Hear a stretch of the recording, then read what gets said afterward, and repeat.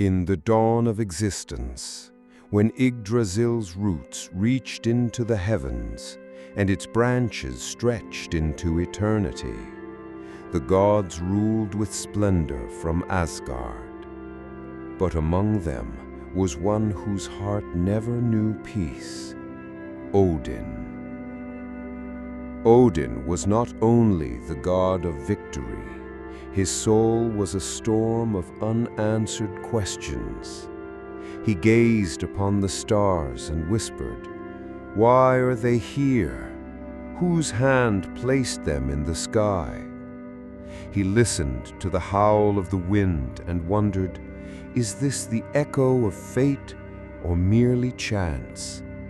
He watched the waves crash upon the shore and asked, where is the sea's hidden secret? Odin knew that the victories won by warriors' sword were fleeting. True power was born in the embrace of wisdom. And so, while the other gods drank mead and laughed in their feasts, Odin wandered alone in thought, pressing against the locked doors of the cosmos. One day, a whisper reached him. "O ruler of Asgard, the answers you seek lie in Mimir's well." Mimir, older than time itself, keeper of secrets. His well lay hidden among Yggdrasil's roots, its waters carrying all the knowledge of past and future. But to drink from it was no gift freely given, not to man, not even to a god. Odin set out on his journey. He crossed the 9 realms, through the frozen glaciers of Jotunheim, beyond the fiery peaks of Muspelheim. The wind tore at his back, the frost stole his breath, and the flames burned his flesh. Yet Odin never faltered, for his heart knew, at the end of the path, wisdom awaited. At last, he stood before Mimir's well. There sat Mimir, his gaze heavy with the birth and death of worlds. Mimir looked at Odin and spoke. "All-Father, seeker of truth, do you wish to drink the water of wisdom? Then know this, no wisdom comes without a price. If you would see the secrets of the cosmos, you must surrender your greatest treasure." Odin understood, and he did not hesitate, for he knew the price of wisdom is pain. With his own hand, Odin plucked out his eye. All that he had ever seen, victories, battles, dawns, love and hatred, fell into darkness with it. But the eye that remained was no longer ordinary. It was an eye that could pierce the unseen, that could sense the threads of fate itself. Odin offered his eye to Mimir, and he drank from the well. In that instant, the chains of time shattered. Visions of the past and shadows of the future poured into his mind. He saw the birth of stars, the death of the sun, and he saw the heaviest truth of all, Ragnarök. The twilight of the gods, the heavens in flames, the seas surging, Fenrir breaking his chains, Jormungandr drowning the skies with venom. He beheld both the rise and the inevitable fall in one terrible vision. And from that day forward, Odin was no longer merely a king. He became the bearer of a heavy fate. The unquenchable thirst for wisdom still burned in Odin's heart, even after he had drunk from Mimir's well. For though he had seen the threads of fate, he could not yet hear the tongue that wove them. There was a language of the cosmos itself, silent, unseen, yet echoing everywhere.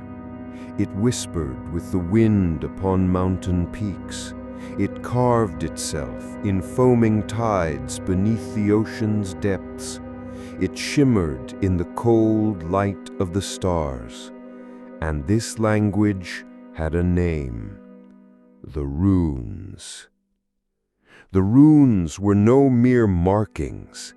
Each was a force, each a truth, each a fragment of destiny itself. To learn a rune was to touch the hidden vein of reality, to bend the heavens, to call upon the dead, to peer beyond the veils of time. But no god, no giant, no mortal soul had ever claimed this knowledge, for the runes demanded not just devotion, but sacrifice, sacrifice beyond measure. And so Odin chose his path. One night, beneath the pale crown of the moon that drifted above Asgard's sky, he ascended Yggdrasil, the world tree. Its branches reached into eternity, its roots coiled around the 9 realms. At the tree's highest bough he stood, his hand tightening around his sacred spear, Gungnir. Without hesitation, he drove the spear into his own chest. The blade tore through flesh and bone, and his blood seeped into the bark of Yggdrasil, sanctifying it with his agony. Then, with his own will, he hung himself upon the world tree, neither slain by foe nor compelled by fate, but offering himself freely to death. The winds howled like wolves, night birds shrieked in the shadows, serpents writhed at the tree's roots, and far away the gods looked on in dread silence. None could intervene, for this was Odin's chosen destiny. 9 days, 9 nights. He took no bread, no drink. The cold gnawed at his marrow, vermin fed upon his flesh, and the weight of death dragged his soul toward the abyss. Yet Odin did not surrender, for he knew wisdom is the reward of those who walk into death. His sight dimmed, his breath faltered, his spirit hovered at the very brink of nothingness, and at that threshold a spark ignited. Symbols appeared faint and burning across the vault of the sky. Lines etched themselves into stone and soil. The bark of Yggdrasil itself shimmered with glowing inscriptions unseen by any other eyes. The runes. They coursed like blood through the veins of existence, alive, eternal, divine. They were the script of magic, of fate, of life and death itself. Odin beheld them. One rune bore the power of strength, another the shield of protection. One carried the secret of journeys, another the weight of death, another the fire of birth. They revealed themselves one by one in searing brilliance. And Odin learned them. Each rune was carved into his very being, etched by his pain, sealed by his blood, consecrated by his sacrifice.